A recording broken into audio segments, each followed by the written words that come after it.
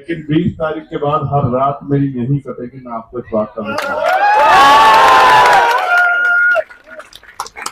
और ये उन लोगों के लिए संदेश है मेरा जिनको लगता है कि आंदोलन में कम लोग आते हैं, आंदोलन छोटा है, आंदोलन तो बस सिर्फ नाम का हो रहा है। तो 20 तारीख के बाद, 20 तारीख तो आपकी, 21 तारीख हमारी। मैं पार्लियामेंट जाया करूंगा, यहीं से वापिस नहीं आया करूंगा, फिर यहीं से पार्लियामेंट जाया करूंगा, फिर वापिस नहीं आया करूंगा। यहाँ भी लड़ा करूंगा, वहां भी लड़ा करूंगा। मैं एक नौजवान हूँ। मेरे पिताजी प्राइमरी स्कूल के हेडमास्टर थे, मेरी माँ हाउस वाइफ थी। मैं नौजवान और वो भी बेरोजगार नौजवान के दर्द को समझता हूँ। और अभी मैं उस पर हूँ, वो क्या है, वो अग्निवीर 5 साल वाले पे ना, 5 साल वाले पे मैंने 5 साल के रोजगार पे, मैं 5 साल के रोजगार पे, ठीक है। मगर वो मेरे लिए रोजगार नहीं, वो संसद का वो मंदिर, वो इस देश का भविष्य तय करता है। वो इस देश के हर एक व्यक्ति की रक्षा करता है, उसके अधिकारों की रक्षा करता है। वो इस देश की अच्छाई के लिए, इस देश की तरक्की के लिए कानून बनाता है। मगर मैं तनख्वाह लेता हूँ गरीबों की, जनता के टैक्स के पैसे से, तो मैं उनके प्रति जिम्मेदार। तो ये गौरव थे वहां मेरठ में, इनको पता है। आंदोलन तो आंदोलन की तरह ही होगा। मैं आप सबका यहाँ पहुंचने पर धन्यवाद करता हूँ। एक आग्रह मेरा है कि उधर मत जाना। मैं उन बच्चों से जरूर मिलूंगा जो यहाँ बैठे हैं। कोई अच्छा आंदोलन में कोई ज्यादा संघर्ष करता है, कोई कम करता है, लेकिन सहयोग सबका होता है। जो यहाँ एक दिन आया, 1 मिनट आया, 1 घंटे आया, 10 घंटे आया, उन सबका सहयोग है। हर कोई आदमी अपना योगदान दे रहा है, किसी का कम, किसी का ज्यादा, सब जिम्मेदार है। ये आंदोलन सबका है। बस इनको बधाई जिन्होंने शुरू किया है, क्योंकि यहाँ आके 5 बजे तो बहुत सारे लोग जाते हैं, लेकिन आपने एक लाइन और खींची है और मेरी ये बात तो बहुत लोग याद रखेंगे। ये आंदोलन तो अपनी कीमत वसूल के, कीमत का मतलब जो तय किया है, जो लक्ष्य तय किया उनको लेके उठेगा। लेकिन इस आंदोलन के बाद इस देश में बहुत आंदोलन होंगे जहां जंतर मंतर सोना नहीं रहेगा। मेरी बात का,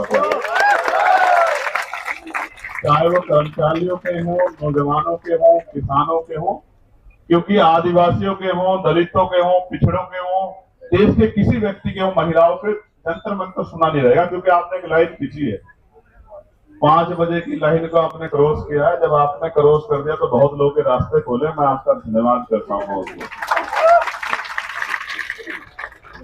कोई और बात नहीं बाकी? कुणाल के लिए कुछ कहना है? किसी को रोस्ट करना है? कहाँ अहमदाबाद जाओगे? कहाँ जाओ?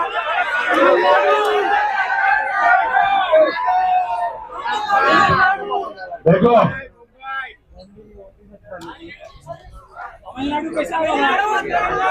रिस्क तो है, रिस्क तो है। नहीं, कोई ऐसी दिक्कत नहीं है। अभी तो इतने लोग बैठे हैं, कहाँ जो तमिलनाडु जाए, देश होगा। जब तक इस देश का संविधान हमारे साथ खड़ा है, जब तक इस देश का संविधान जिंदाबाद है, मजबूत है। बाबा साहब ने कहा था आदमी भूखा रह सकता है, अपमानित होकर नहीं रह सकता। जब तक नौजवानों में स्वाभिमान, सम्मान है और उसको पाने की चाहत है, अपने अधिकारों की रक्षा करने की चाहत है, तब तक थोड़ा ही कुछ बदलने वाला है।